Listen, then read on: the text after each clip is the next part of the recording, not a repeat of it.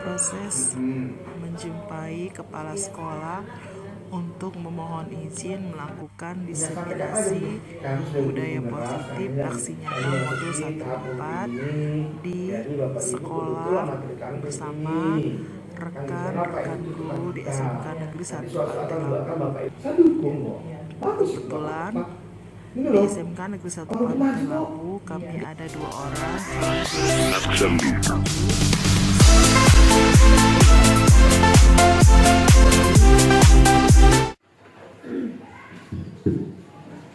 Assalamualaikum warahmatullahi wabarakatuh.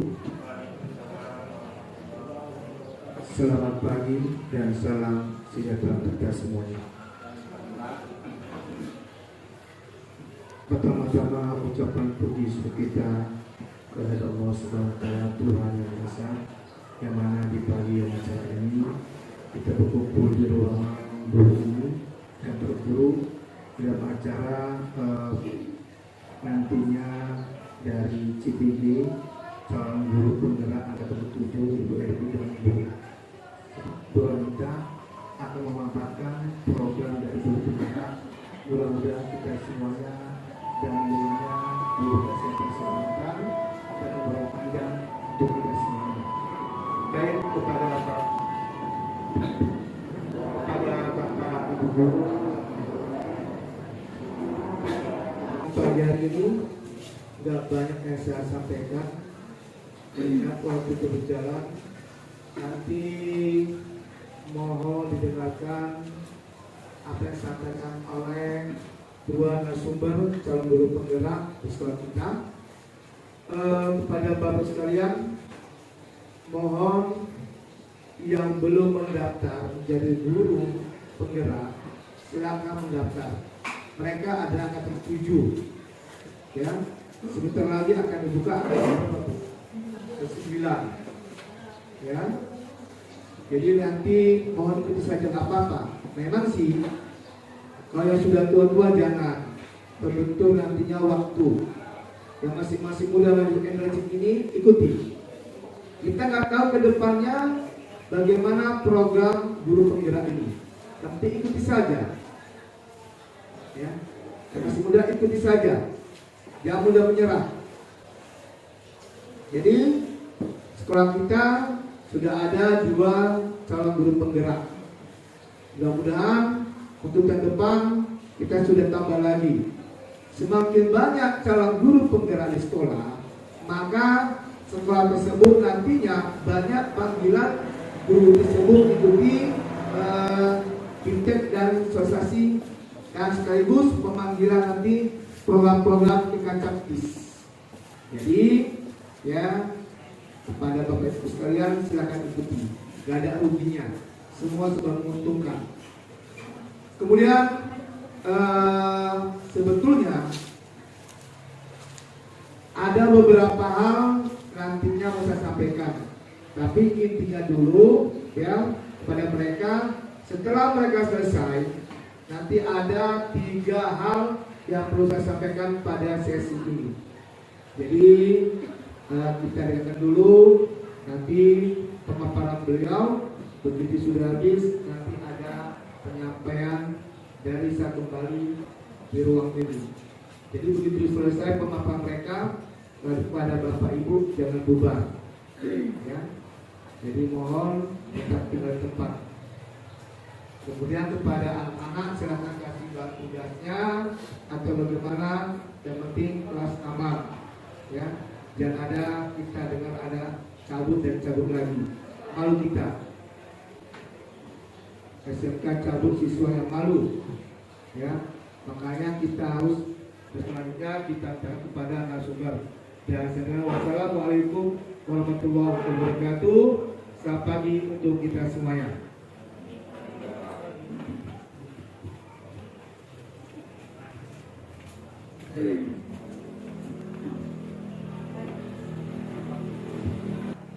Bapak Kepala Sekolah dan Bapak Wakil Kurikulum yang telah memberikan waktu untuk mendukung kami melaksanakan diseminasi calon guru penggerak dalam modul 1.4. Saya tidak lama untuk berkata-kata, langsung saja Bapak Ibu. Di sini kami sudah sampai kepada modul 1.4, yaitu tentang penerapan budaya positif di lingkungan sekolah. Nah, kami di sini dituntut untuk melakukan aksi nyata, yaitu menyampaikan kepada Bapak Ibu guru semuanya bagaimana budaya positif di lingkungan untuk diterapkan di lingkungan SMK Negeri 1 Pantai Labu. Di sini kami tidak meminta untuk bertanya, tidak untuk berdebat. Kami hanya menyampaikan apa yang sudah kami pelajari. Kemudian nanti Bapak Ibu bisa menerapkan di kelas masing-masing.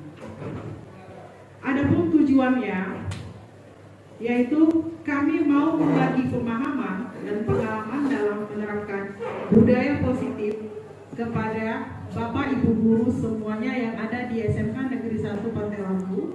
Kemudian kami nanti berharap Bapak Ibu guru dapat menerapkan budaya positif tersebut di kelas Bapak Ibu masing-masing. Sebelum masuk ke konsep apa yang mau kami sampaikan kepada Bapak Ibu semuanya, di sini ada pertanyaan pemantik ya Bapak Ibu ya. Bapak Ibu cukup menjawab dalam hati saja, setuju atau tidak setuju. Jadi ada 3 pertanyaan yang saya sampaikan kepada Bapak Ibu. 1. Setujukah atau tidak setujukah Bapak Ibu terhadap hukuman dapat mendisiplinkan anak? Kedua, setuju atau tidak setujukah Bapak Ibu pemberian hukuman dengan hal positif seperti membaca atau membersihkan halaman sekolah dapat meningkatkan disiplin anak?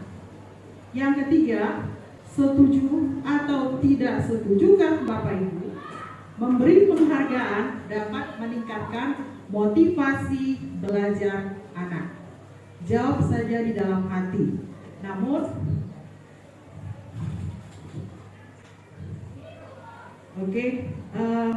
adapun topik yang akan kami sampaikan di sini ada 6 topik, mulai dari 2.1 sampai 2.6. Nah, karena kami ada 2 orang calon guru penggerak dari SMK ini, maka topik ini kami bagi 2. Jadi 2.1 sampai 2.3 saya yang akan menyampaikannya kepada Bapak Ibu. Kemudian 2.4 sampai ke 2.6 dilanjutkan oleh Ibu Ronita. Baik Bapak Ibu, langsung masuk ke eksplorasi konsep, yaitu pembelajaran 2.1 mengenai disiplin positif dan nilai-nilai kebajikan universal. Nah, di dalam calon guru penggerak kita dituntut untuk membuat paradigma baru. Bagaimana cara melakukan perubahan paradigma itu? Di sini ada satu saya kasih kegiatan, namanya istilahnya kegiatan kepala tangan. Jadi ada 2 orang, si A dan si B. Anggaplah itu ibu atau bapak dan teman ibu atau bapak.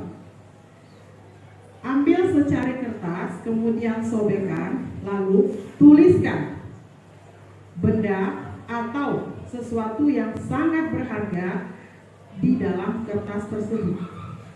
Kemudian kertasnya Bapak Ibu lipat, lalu masukkan ke salah satu tangan Bapak Ibu, genggam kepal yang kuat. Setelah itu suruh teman Bapak Ibu untuk membuka kepala tangan Bapak Ibu dengan berbagai cara. Bisa dengan cara meminta, membujuk, mengancam, menghardik, merayu, menyuap, apa aja supaya kepala tangan Bapak Ibu terbuka. Nah, ini adalah salah satu kegiatan perubahan paradigma. Kalau tidak terbuka, menurut Bapak Ibu kenapa? Kalau terbuka, menurut Bapak Ibu kenapa? Yang bisa membuka kepala tangan Bapak Ibu adalah Bapak Ibu sendiri. Jika Bapak Ibu mau, Bapak Ibu bisa buat bukanya sendiri. Seperti itu ya.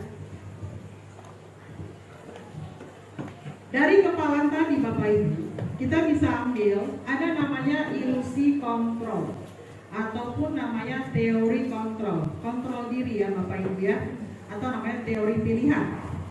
Nah, apakah itu? Yang pertama, ilusi guru, bagaimana cara mengontrol murid. Kemudian ilusi bahwa kritik dan membuat orang merasa bersalah dalam menguatkan karakter.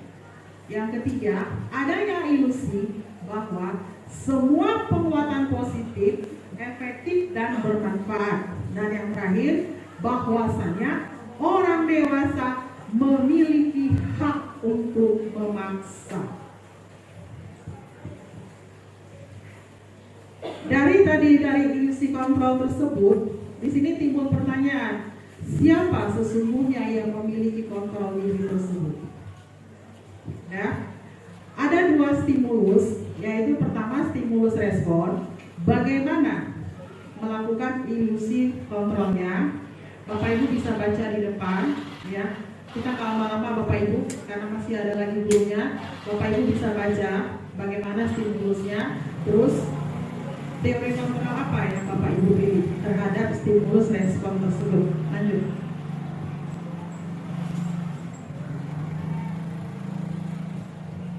Nah, setelah kita mengetahui tentang teori kontrol, semuanya masuklah kita kepada disiplin. Ya Bapak Ibu ya, disiplin sudah kita terangkan.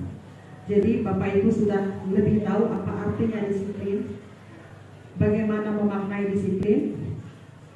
Bapak Ibu bisa baca, kemudian bisa Bapak Ibu terapkan sendiri. Lanjut. Dari disiplin, yang kedua itu ada nilai-nilai kebajikan universal.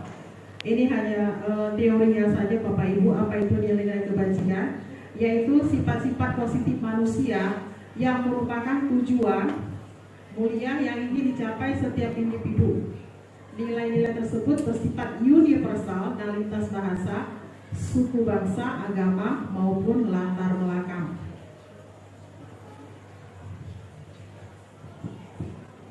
Kemudian masuk ke pembelajaran 2.2, yaitu tentang teori motivasi, hukuman dan penghargaan, dan restitusi.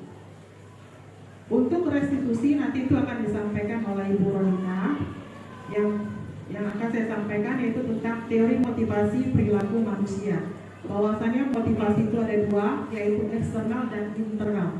Yang kita harapkan nanti di sini adalah motivasi eksternal. Nah, dihukum oleh penghargaan. Bapak Ibu pasti sudah mengerti tentang ini, ya. Jadi dihukum oleh penghargaan itu bahwasannya penghargaan itu berlaku sama dengan hukuman, dalam arti meminta atau membujuk seseorang melakukan sesuatu untuk memenuhi suatu tujuan tertentu dari orang yang meminta atau membujuk. Lanjut. Ini ada video Bapak Ibu. Ini ada video. Inilah yang kita lakukan terhadap siswa selama ini, yaitu macam-macam hukuman siswa di sekolah. Ada yang pertama bersihkan toilet. Kemudian berdiri di lorong, jalan jongkok. Kemudian hormat bendera. Jam ya Bapak Ibu ya.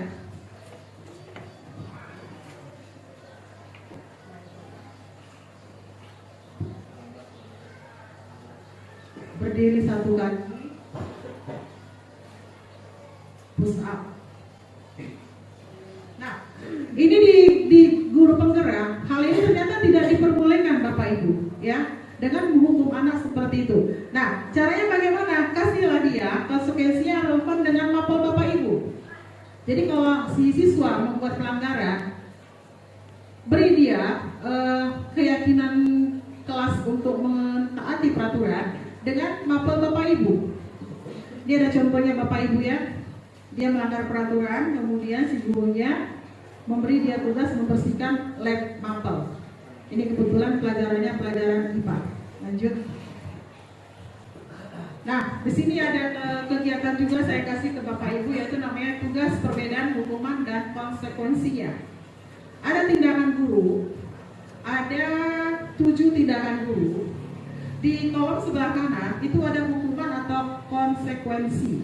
Bapak Ibu bisa isi dalam hati saja. Menurut Bapak Ibu, untuk tindakan guru yang pertama, itu jawabannya hukuman atau konsekuensi.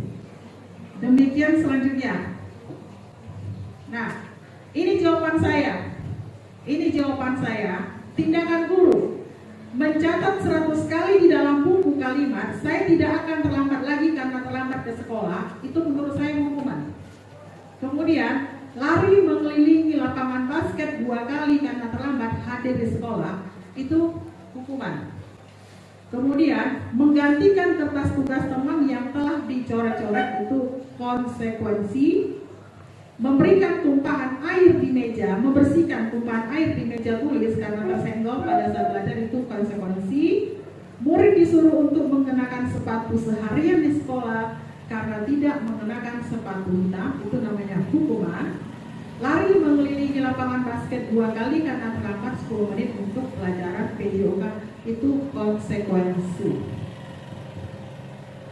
Ini Bapak Ibu bisa lihat. Nah, bagaimana seharusnya?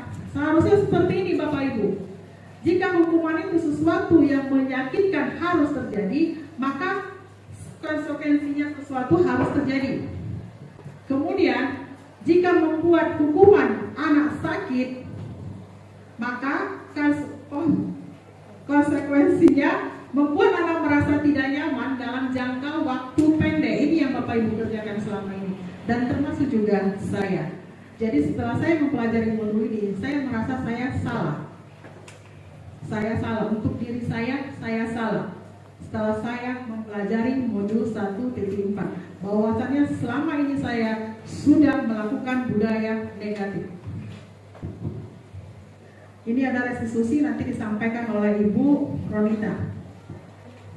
Lanjut. Nah, explore konsep, yaitu yang terakhir ini dengan saya, yaitu keyakinan kelas. Keyakinan kelas ini adalah kesepakatan Bapak Ibu dengan siswa di dalam kelas. Bapak Ibu pasti punya peraturan dengan siswa Bapak Ibu. Nah, buatlah itu menjadi kesepakatan kelas antara Bapak Ibu agar siswa tadi mentaati peraturan dalam bentuk kesepakatan kelas. Lanjut. Seperti ini contohnya Bapak Ibu. Jadi ini boleh Bapak Ibu tulis, tempel di kelas atau di dinding. Udah, apa kesepakatan yang kelas yang Bapak Ibu sepakati dengan siswa Bapak Ibu? Bukan wali kelas ya Bapak Ibu ya, tapi Bapak Ibu guru mapel. Bapak Ibu guru mapel bisa melakukan ini. Contohnya, jika dia selalu datang tidak mengucapkan salam, berarti buat kesepakatan kelas bahwasannya datang masuk ke dalam kelas mengucapkan salam. Kemudian menjaga kebersihan sekolah. Tidak usah lagi pakai, kamu harus bersih-bersih. Tidak boleh kotor, tidak. Tapi buat kesepakatan kelas, kamu semuanya yang ada di kelas ini wajib menjaga kebersihan kelas.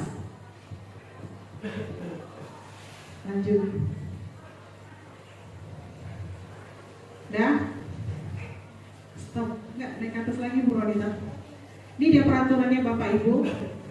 Jika di peraturan Bapak Ibu selalu kembalikan buku ke tempatnya, buat. Itu apa? Itu tanggung jawab kamu, nak. Keyakinan kamu itu apa? Tanggung jawab. Kemudian jika dia suka mengganggu temannya di kelas, Bapak Ibu beritahu bahwasanya kamu harus menghormati teman kamu.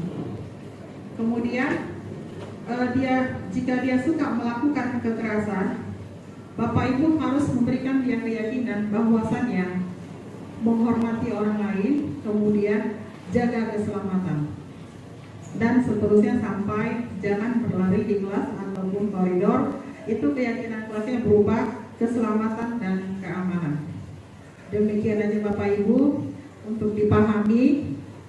Tidak ada pertanyaan di sini, tidak ada no debat. Jadi mudah-mudahan Kalau mau lebih tahu lagi ke dalam ini, silakan mendaftar calon guru penggerak angkatan 9. Kami siap membantu dan membimbing Bapak Ibu. Sekian dan terima kasih. Waktunya terlebih kepada Bapak Kepala Sekolah. Di sini saya akan melanjutkan pembelajaran yang keempat sampai dengan yang keenam. Di sini saya tidak menggurui Bapak Ibu, tetapi saya mengajak Bapak Ibu guru untuk bergerak sesuai dengan kurikulum Merdeka yang telah kami dapatkan terlebih dahulu di CGP angkatan ke-7. Nah, di sini kebutuhan dasar manusia. Setiap manusia itu memiliki 5 kebutuhan dasar. Ya. Baik itu anak kecil sampai yang dewasa, itu butuh yang namanya pertama adalah kasih sayang. Semua manusia itu membutuhkan kasih sayang. Ya. Nah, yang kedua yaitu penguasaan. Yang ketiga kebebasan, keempat kesenangan, dan yang terakhir yaitu kebutuhan bertahan hidup. Ya. Jadi di sini kita membutuhkan kelimanya. Nah, jika kelima kebutuhan dasar ini terpenuhi, maka kita hidup dengan damai. Ya, hidup kita itu akan berjalan dengan damai, dan jika kelima kebutuhan dasar ini terpenuhi pada anak-anak, maka masalah atau pelanggaran itu tidak akan terjadi. Next book. Nah, yang kelima yaitu posisi kontrol. Nah, di sini ada 5 posisi kontrol guru, ya. Jadi posisi kita ada 5. Mungkin selama ini telah kita lakukan, tetapi kita tidak sadar kita itu berada di posisi yang mana, ya. Nah, sebelum saya mengikuti CGP, saya masih dalam identitas gagal, Bapak Ibu, ya. Nah, mungkin kita juga setelah melihat tayangan ini, kita bisa sama-sama berubah menjadi identitas yang kita harapkan, ya, yaitu kontrol diri. Nah, di sini 5 posisi kontrol ada.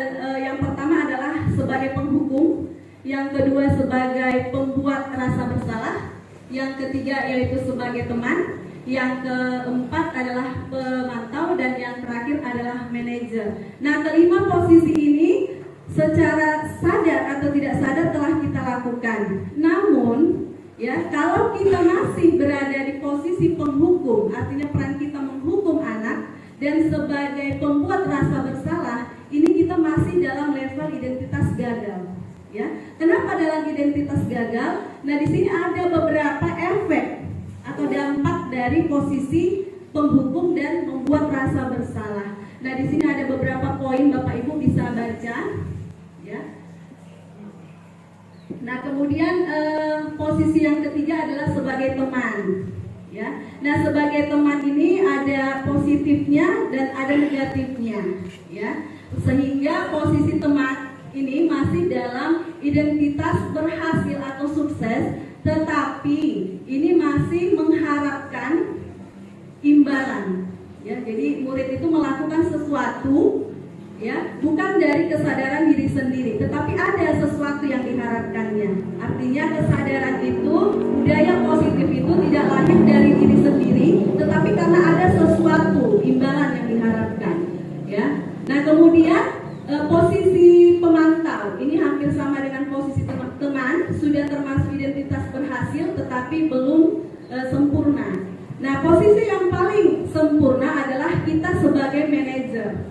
Nah, sebagai manajer ini masuk ke dalam level identitas sukses atau berhasil. Nah, di mana di sini menghargai diri sendiri. Artinya siswa itu melakukan sesuatu karena memang dia sadar itu adalah hal yang baik, bukan karena biar dapat penghargaan atau biar dipuji atau biar gurunya senang, tetapi memang dia sadar. Artinya dia sudah punya keyakinan yang seperti dijelaskan oleh Bu Helvi tadi. Artinya dia mengembalikan buku pada tempatnya, dia sadar itu adalah tanggung jawabnya, seperti itu.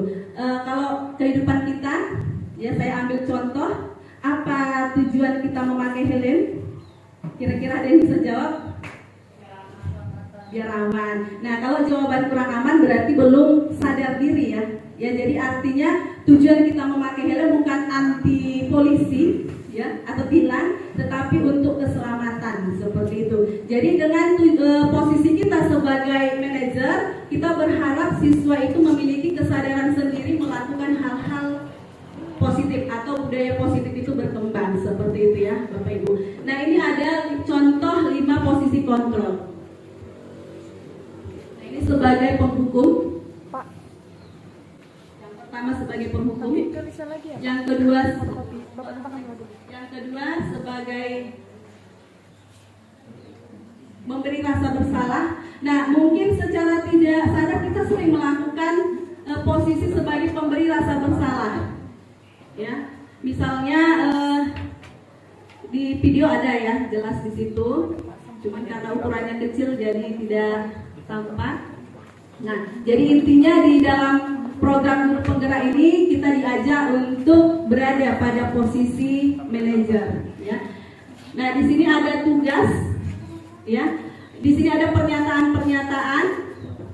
Saya kecewa sekali dengan kamu. Ini salah satu contoh bentuk posisi guru sebagai apa? Sebagai pemberi rasa bersalah, ya. Nah ini. Kemudian kamu tidak pernah benar melakukannya, nak. Memang bahasa kita lembut, tapi itu adalah posisi sebagai penghukum. Nah yang ketiga, ayolah nak, lakukan demi ibu, demi bapak. Nah ini posisinya sebagai teman, jadi kita berbicara seperti teman, ya. Yang keempat, apakah kamu mau mendapatkan stiker bintang? Ini biasanya anak SD ya. Mau nilai bagus nggak? Ya, ini masih perannya sebagai pemantau. Nah contoh yang lain, bagaimana kamu bisa menyelesaikan masalah ini? Inilah yang diharapkan, yaitu posisi sebagai manajer. Nah, jadi kita mengajak siswa itu sadar bagaimana cara menyelesaikan masalah, ya. Nah, itu dia.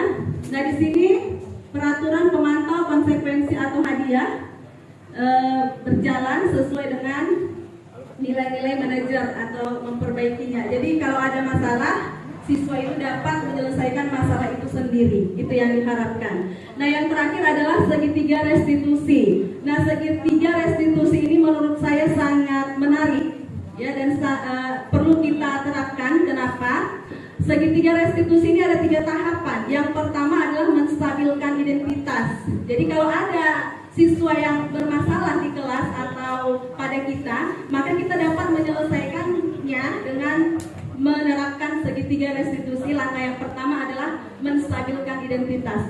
Contoh, ada siswa yang berantem, ya kan? Kita nggak boleh langsung kamu yang salah, nah, nggak boleh. Tetapi kita harus menstabilkan. Artinya emosinya itu kita stabilkan dulu, baru kita lanjut ke tahap yang kedua, yaitu validasi kebutuhan, ya. Nah di sini contoh kalimatnya adalah, adakah cara yang lebih efektif untuk mendapatkan apa yang kamu butuhkan? Artinya misalnya dia berantem gara-gara memperebutkan cewek misalnya, kan. Nah jadi kita memvalidasi dengan cara yang lain kan bisa, nah nggak mesti berantem seperti itu, ya. Nah kemudian tahap yang ketiga, yang terakhir, yaitu menanyakan keyakinan. Nah di sini menanyakan keyakinan adalah nilai-nilai apa yang telah kita sepakati. Tadi sudah dijelaskan sama Bu Helvi bahwa nilai-nilai keyakinan itu misalnya gotong royong, kemudian tanggung jawab, disiplin. Nah, jadi dengan dia berbuat masalah itu, ya, kita tanyakan apa yang sudah dilanggar. Nah, kalau sudah dijawab, iya Bu, saya kurang disiplin, atau iya Bu, saya kurang bertanggung jawab, nah berarti sudah timbul kesadaran. Sehingga tahap yang terakhir kita ajak, yuk solusinya apa, nak? Ya, seperti itu. Jadi pada saat mempelajari ini saya langsung berpikir bahwa kita jadi berperan sebagai BP, ya. Artinya kita harus menyelesaikan masalah itu dengan lembut, ya, nggak boleh lagi dengan kekasaran atau kita balik dengan hukuman tadi, ya, karena hukuman itu tidak diperbolehkan. Nah seperti itu. Nah ini menstabilkan identitas. Boleh dengan kata-kata, berbuat salah itu hal yang manusiawi loh, nak, ya. Tidak ada manusia yang sempurna. Bapak juga pernah buat salah. Kita pasti bisa menyelesaikan permasalahan ini. Ya, ini contoh kalimat menstabilkan identitas. Ya, jadi kalau anak-anak salah nggak boleh langsung kita ponis dia salah, tapi kita stabilkan dulu. Oke, yang kedua adalah validasi kebutuhan. Ini bisa dengan kata-kata, kamu bisa saja kan melakukan hal yang lebih ekstrim lagi atau hal yang lebih jahat lagi, ya kan? Kamu pasti punya alasan mengapa melakukannya. Jadi kalau misalnya anak berantem, pasti ada alasannya kenapa dia berantem. Jadi ini harus kita validasi. Kalau anak-anak bermasalah, itu pasti ada salah satu 5 kebutuhan dasar tadi yang tidak terpenuhi. Itu yang perlu kita cari, kita validasi. Nah, yang terakhir yaitu menanyakan keyakinan. Ini bisa dengan kata-kata, apa nilai yang kita percaya di kelas atau di sekolah kita. Kita balikkan lagi, kita ingatkan lagi keyakinan tadi. Kemudian nilai-nilai universal apa yang telah kita sepakati, nak? Kelas yang ideal itu seperti apa sih? Ya, dan lain seterusnya. Jadi di sini kita menanyakan keyakinan mana yang sudah dilanggarnya dan yang harus dijalankannya kembali, seperti itu. Nah, ini ada intervensinya kurang lebih 30 detik ya. Apakah kamu ingin berbuat lebih baik? Nah, ini kelanjutan tadi untuk menemukan keyakinan tadi ya.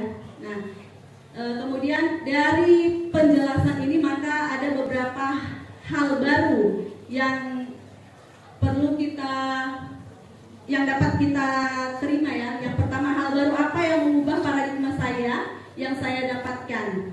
Nah, ini refleksi. Jadi di dalam guru penggerak, setiap pembelajaran itu kita diwajibkan untuk melakukan yang namanya refleksi, di mana tujuannya kita mengetahui keberhasilan cara kita mengajar di kelas ya. Jadi dalam kelas ini perlu namanya refleksi. Nah, refleksi di dalam kegiatan tadi ada di depan, boleh kita baca tadi. Nah, demikianlah yang bisa kami sampaikan. Kurang dan lebihnya saya mohon maaf dan saya kembalikan kepada moderator.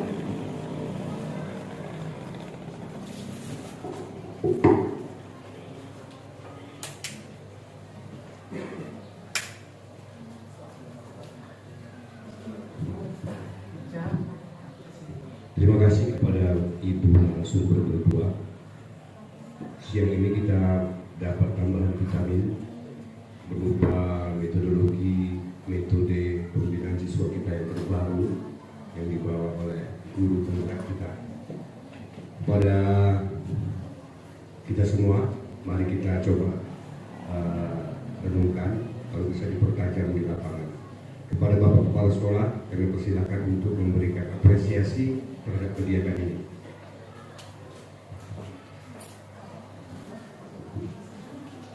Tepuk tangan dulu, ayo kamera.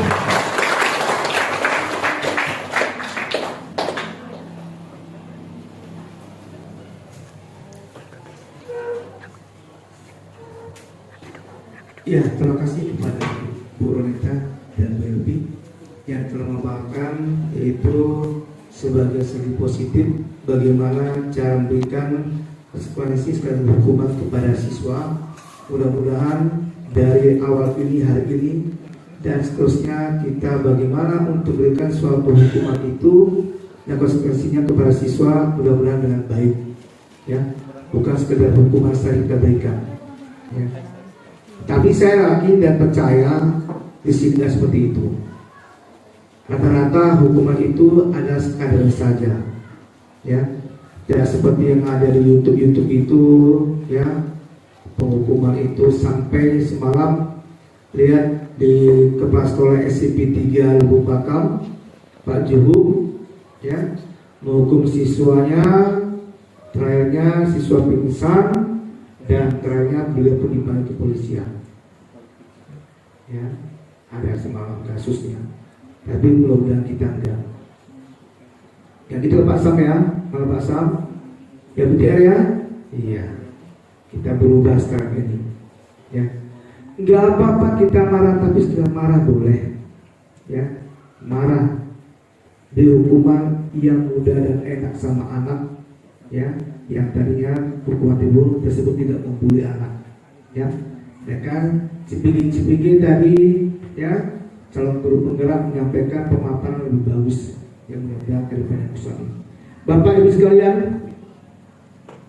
kita sini sudah berkumpul semua ya. mengawali di bulan Juli kemarin, ya, kemudian sampai bulan Desember, program-program yang kita inginkan sudah berjalan sesuai dengan kita. Kemudian ada keinginan lagi yang belum kesampaian sama saya, sehingga di sini forum ini pun mau saya sampaikan. Akreditasi sudah, kemudian BKK sudah,